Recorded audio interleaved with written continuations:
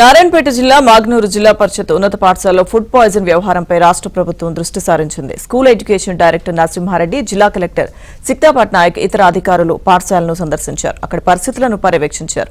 ఒకే పాఠశాలలో 3 సార్లు ఆహారం విషతుల్యం కావడంపై విద్యార్థులు కూడా కొంత భయాందోళనకు లోనవుతున్నారు.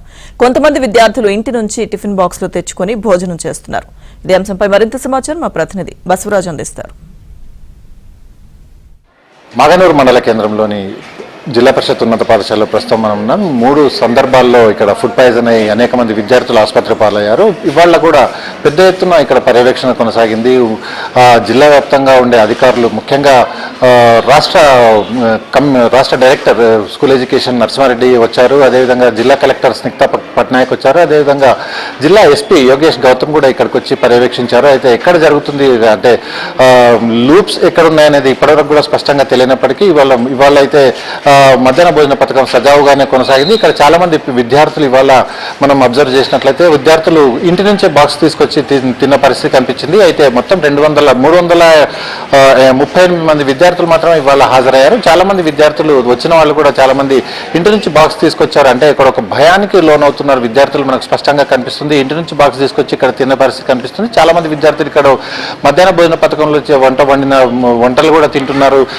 చాలా మంది విద్యార్థులు అంటే నిన్న నుంచి కూడా భయాందోళనకు గురవున్న పరిస్థితి మనకు కనిపించింది. చెప్పండి అమ్మా, ఎట్లా ఉంది వాళ్ళ 20వ తారీఖు నాడు దాదాపుగా 50 మందికి అస్వస్థత అయింది కదా, ఆ రోజు నువ్వు తిన్నావా?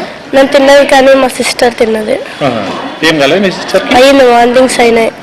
మామూలు తీసుకెళ్లారు. ఏందంటున్నారు అమ్మా ఇంతకు? సార్ ఆ రోజు అన్నము బియ్యం అయిండే, మళ్ళీ నెక్స్ట్ డే పురుగులు వచ్చినాయి రైస్లో, అందువల్ల కావచ్చు. Okay okay. నీ పేరేం పేరమ్మా? గీత. గీత. నిన్న తిన్నావా? నిన్న ఎట్లుండే? బాగుండే సార్. నిన్న నీకేం కాలేదా? ఏమైందా? అనారోగ్యమైంది కదా, వాళ్ళకి ఏమైందా నిన్న? ఏమో తెలియదు సార్ నాకు. వాంతులు ఒకటైనాయి. వాంతులేదు. కడుపు నొప్పి. జ్వరం కూడా వచ్చిందా? వచ్చినాయి సార్ కొంతమందికి. మొత్తానికి చాలా మంది టీచర్లు, 2-3 టీచర్లను సస్పెండ్ చేశారు కదమ్మా, ఎట్లా అనిపిస్తుంది? టీచర్ల బాధ్యతలా? కాదు సార్, టీచర్ వాళ్ళ తప్పు కాదు అది.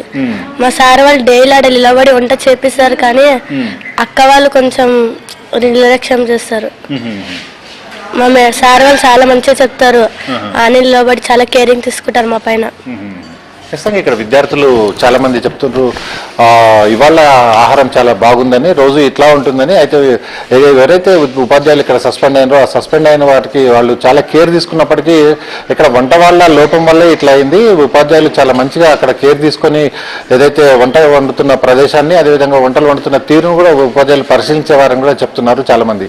అయితే మొత్తానికి ఇక్కడ వరుసగా 3 ఘటనలు ఇవాళ కావడం, దీనిపైన హైకోర్టు కూడా చాలా సీరియస్గా స్పందించడం జరిగింది. ఇక్కడ ఎక్కడైతే లోపం జరుగుతుందో ఆ లోపాన్ని ఖచ్చితంగా కనిపెట్టాల్సిందని చెప్పి అధికారులపై ఆగ్రహం వ్యక్తం చేసిన పరిస్థితి కూడా కనిపిస్తుంది. మొత్తానికి ఇవాళ ఇక్కడ జరిగిన అంటే మాగనూరు హై స్కూల్లో ఎట్లయితే వంటలు వండుతున్నారో ఆ వంటలు వండుతున్న పరిస్థితిని పూర్తి జిల్లా ఉన్నతాధికారులు కూడా సమీక్షించారు. స్టేట్ డైరెక్టర్ స్కూల్ ఎడ్యుకేషన్ కూడా వచ్చి పరిశీలించారు. మొత్తానికి ఇవాళ నుంచి అయినా సజావుగా కొనసాగే అవకాశం కనిపిస్తుందని చెప్పి ఆశిస్తున్నాం. వీడియో సంతోష్తో బసవరాజ్, ఏబిఎన్ ఆంధ్రజ్యోతి, మహబూబ్ నగర్.